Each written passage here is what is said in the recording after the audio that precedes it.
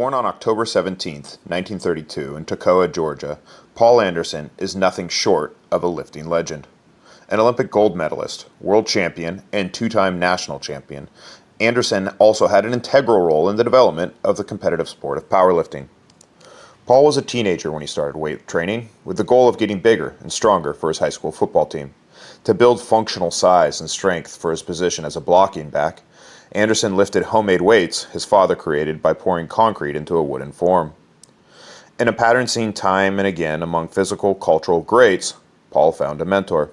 Specifically, shortly after high school, Anderson met Bob Peoples, who influenced his squat training and offered an introduction into the broader world of lifting. After winning the national AAU title in 1955, Paul traveled to the Soviet Union to compete during the rising tensions of the Cold War. When Paul came up to the platform where a bar loaded with 402.5 pounds was placed before him, the Russian snickered in disbelief. However, when Paul hoisted the weight in a two-hand press, the Soviet announcer had a stoic manner which nonetheless betrayed a clear sense of awe when he said, "We rarely have such weights lifted." In the midst of ideological, political, and even athletic conflict with Russia, Paul Anderson stood as a powerful symbol of strength. En route to winning the World Championships in 1955, Anderson set world records with a press of 407.7 pounds and a total of 1,129.5 pounds. When he returned stateside, then Vice President Richard Nixon thanked him for being an ambassador of goodwill. Paul's winning ways continued the following year when he took gold in the 1956 Olympics, a feat he accomplished with a 104-degree temperature. After the Olympics, Anderson started earning money with his feats of strength. While he did display legendary levels of strength, the payments he received disqualified him from competing in the 1960 Olympics. Nonetheless, he showcased immense strength with unorthodox lifts, such as his Guinness Book of World Record backlift of 6,270 pounds. His best Olympic lifts in competition are as follows: clean and press of 408.5 pounds, a snatch of 335 pounds, and a clean and jerk of 440 pounds.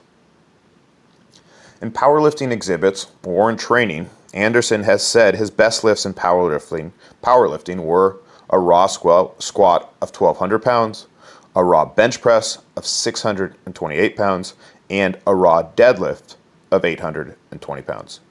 Some of his other lifts include a front squat of 930 pounds, a push press of 560 pounds, and a military press of 435 pounds. A sample training program that we found from Paul Anderson's competitive days goes as follows.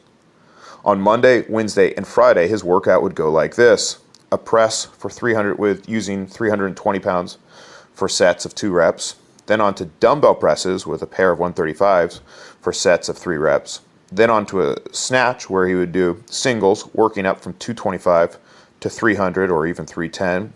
Then onto cleans, working singles again, working up to 400 pounds. A deadlift work would follow where he would go up to, say, 690 for 2 sets of 3 reps, and he would finish with high pulls to the waist, working with around 500 pounds, 4 sets of 3 reps. On his so-called rest days, Tuesday, Thursday, and Saturday, he would focus on his squat, going 1 to 3 working sets, usually around 2 reps, and this would be in the high 7 or even to the 800 range as far as weight is concerned.